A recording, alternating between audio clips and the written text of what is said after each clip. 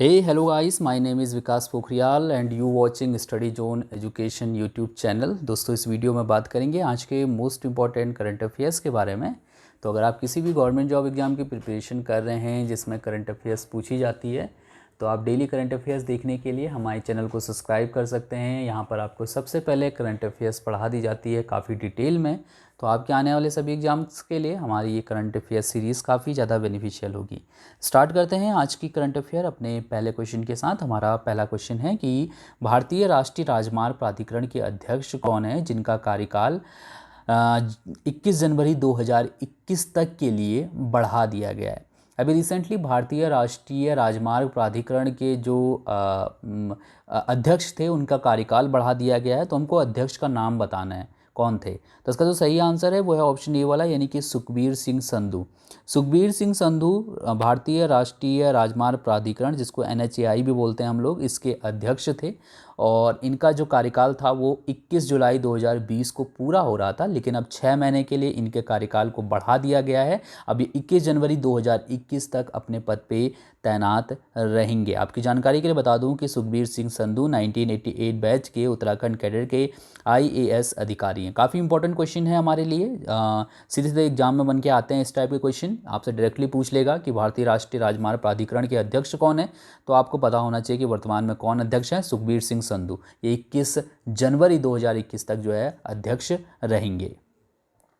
Question number second है हमारा कि केयर रेटिंग्स के अनुसार वित्त वर्ष 2020-21 में भारत की अर्थव्यवस्था में कितने प्रतिशत तक गिरने का अनुमान है। अभी रिसेंटली केयर रेटिंग्स ने वित्त वर्ष 2020-21 में भारत की जो अर्थव्यवस्था है वो 6.4% गिरने का अनुमान लगाया है। यानी कि सीधी सीधी भाषा में अगर हम बोलें तो केयर रेटिंग्स ये बोल रहा है कि 2020-2021 में भारत की जो GDP रहेगी उसमें 6.4% की गिरावट आएगी। ओके, तो ये आपको पता होना चाहिए। इससे पहले मई 2020 में केयर रेटिंग्स ने ये अनुमान लगाया था कि 2020-21 में भारत की जो GDP रहेगी वो GDP में जो है वो 1.5 से 1.6% तक की जो है गिरावट दर्ज की जाएगी। मतलब पहले जो है 1.5 से 1.6% तक की गिरावट दर्ज, मतलब गिरावट का अनुमान इसने लगाया था, लेकिन अब इसको बढ़ाकर 6.4% कर दिया है। और इसका कारण इसने ये बताया है कि लॉकडाउन की अवधि लगातार बढ़ती जा रही है, जिसकी वजह से कई संस्थान बंद चल रहे हैं, कई फैक्ट्रियां बंद चल रही हैं, कई पब्लिक ट्रांसपोर्ट के जो संसाधन हैं वो बंद चल रहे हैं। इसकी वजह से भारत की जो अर्थव्यवस्था है वो आने वाले टाइम में काफ़ी ज़्यादा जो है गिर सकती है। केयर रेटिंग्स की अगर बात करते हैं तो इसकी स्थापना 1993 में हुई थी। इसका मुख्यालय मुंबई में स्थित है और इसके जो MD और CEO हैं उनका नाम है Ajay Mahajan. Question number third है हमारा कि हाल ही में संयुक्त राष्ट्र द्वारा जारी वैश्विक ई कचरा मॉनिटर 2020 रिपोर्ट के अनुसार दुनिया भर में वर्ष 2019 में कितने मिलियन टन ई कचरे का उत्पादन हुआ है। अभी रिसेंटली संयुक्त राष्ट्र की एक रिपोर्ट आई है और उसमें ये बताया गया है कि वर्ष 2019 में पूरी दुनिया में ई कचरा जो है वो कितने मिलियन हुआ है, ये आपको यहाँ से ध्यान होना चाहिए। इसका सही आंसर 53 होगा। ये इसको हम सही कर लेंगे। 55.55 है ये, तो इसको 53.6 कर लीजिएगा। ठीक है, मैं इसको PDF में सही कर दूंगा। 53.6%, सॉरी 6 मिलियन जो है 6 मिलियन टन जो है, मतलब कचरा, ई कचरा जो है उसका उत्पादन हुआ है। कितना? 53.6 मिलियन टन ई कचरे का उत्पादन हुआ है। ये यहाँ पर सही लिखा हुआ है, तो आप ये देख सकते हैं। ठीक है, ई कचरा मतलब क्या हुआ, जैसे कि हमारे जो पुराने मोबाइल है जो किसी इस्तेमाल उपयोग के नहीं रहते, इसी तरीके से लैपटॉप है पुराने जो ख़राब हो जाते हैं लेकिन उनका कोई उपयोग नहीं होता।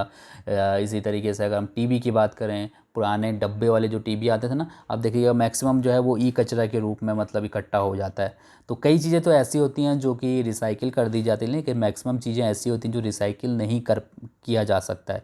तो यहाँ पर यह बताया गया संयुक्त राष्ट्र की तरफ से कि 2019 में दुनिया भर में 53.6 मिलियन टन ई कचरे का उत्पादन हुआ था। इसमें सबसे ज़्यादा ई कचरा जो है वो चीन से हुआ था, 10.1 मिलियन टन।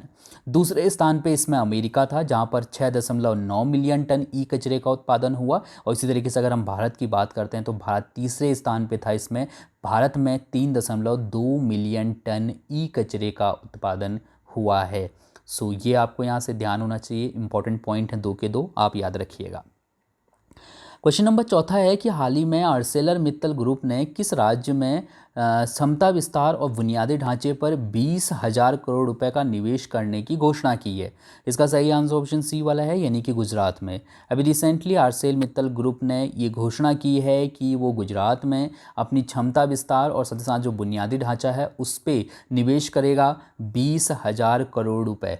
ठीक है, तो ये आपको यहाँ पर पता होना चाहिए। इसके अलावा ये कंपनी है आर्सेलर मित्तल ग्रुप जो है वो हजारी संयंत्र की उत्पादन क्षमता 86 लाख टन वार्षिक तक बढ़ाने के लिए 5,000 करोड़ रुपए का निवेश भी करने वाली है। ओके, सो ये क्वेश्चन डायरेक्टली ऐसे ही पूछा जा सकता है आपसे कि आर्सेलर मित्तल ग्रुप ने किस राज्य में बुनियादी ढांचे और अपने जो क्षमता है उसका विस्तार करने के लिए 20,000 करोड़ रुपए का निवेश करने की घोषणा की है। तो गुजरात में जो है ये मतलब जो है आर्सेलर मित्तल जो है इन्वेस्ट करेगा 20,000 करोड़ रुपए।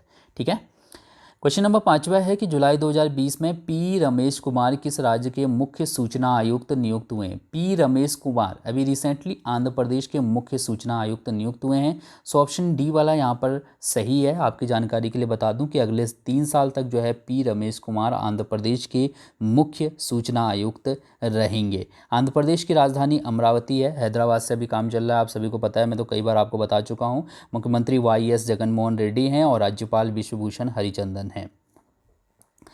क्वेश्चन नंबर 6 है हमारा कि जुलाई 2020 में किस संस्थान ने यूनिसॉवर नामक सैनिटाइजिंग बॉक्स बनाया है?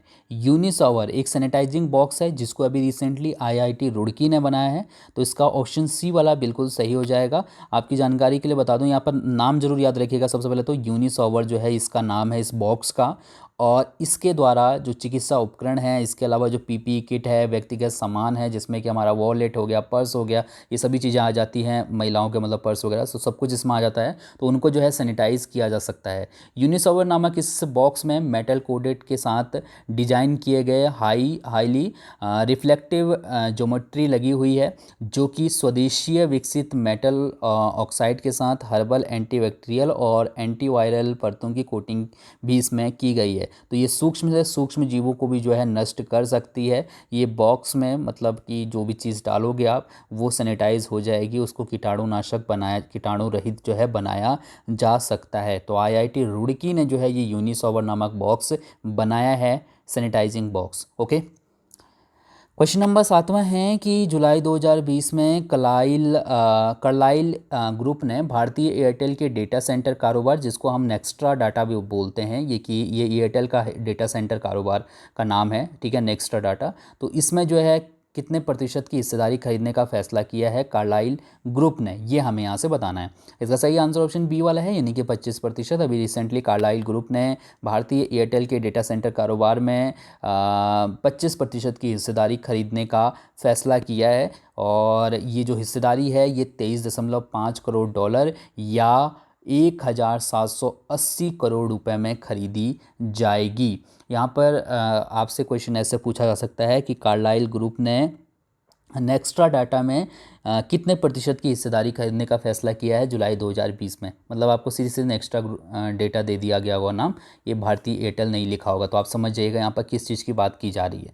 ठीक है, चलिए अब बाकी ये मैंने आपकी जानकारी के लिए लिख देता हूँ। ये एक्स्ट्रा फैक्ट है कि इतने करोड़ रुपए में निवेश किया गया है, ये उतना वैसे पूछा नहीं जाता, डायरेक्टली इसी तरीके से आपसे पूछा जाएगा। ये फर्स्ट वाला पॉइंट इंपॉर्टेंट है हमारे लिए।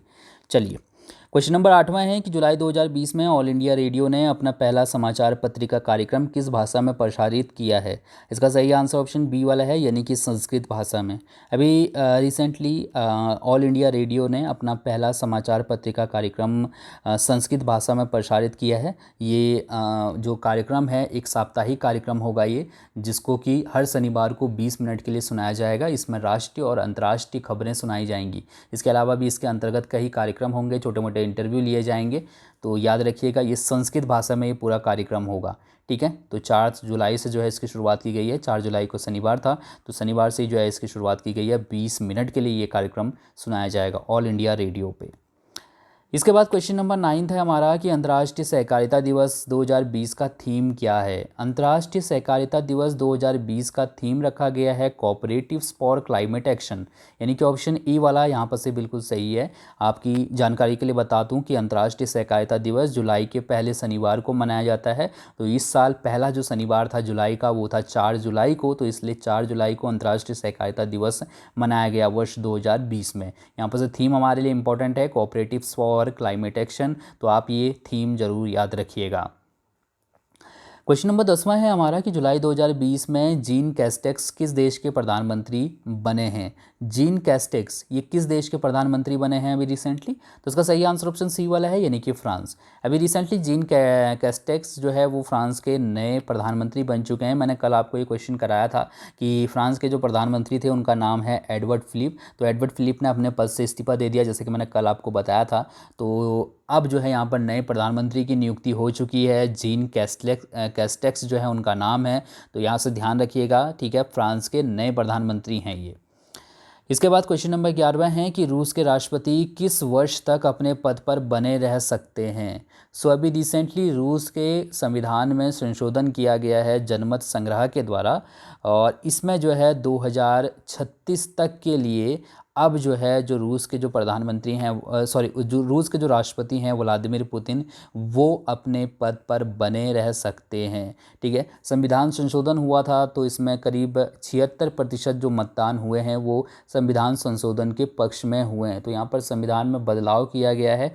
अब जो रूस के जो राष्ट्रपति हैं व्लादिमीर पुतिन, जो कि 67 साल की इनकी उम्र है, ये 2024 तक जो है राष्ट्रपति रहने वाले थे। 2024 में मतलब इनका कार्यकाल समाप्त हो रहा था, लेकिन अब जो संशोधन किया गया है उसके जरिए ये 83 साल की उम्र तक जो है, यानी कह सकते हो आपके अगले 2 कार्यकालों तक जो है और राष्ट्रपति बने रह सकते हैं। रूस में राष्ट्रपति का जो कार्यकाल रहता है वो 6 साल का रहता है, तो कहीं यहाँ पर मतलब थोड़ा सा विरोध भी हो रहा है इस चीज़ का कि इतने लंबे टाइम तक ये राष्ट्रपति रहेंगे, तो इन्होंने अपने फ़ायदे के लिए ये सब चीज़ें की है। चुनाव जो लोगों से करवाए गए हैं, मतलब ये ऑनलाइन हुए थे ना ये, तो इसमें मतलब ये कहा गया है कि लोगों ऑनलाइन जो है मतलब धोखाधड़ी हुई है वोटिंग में।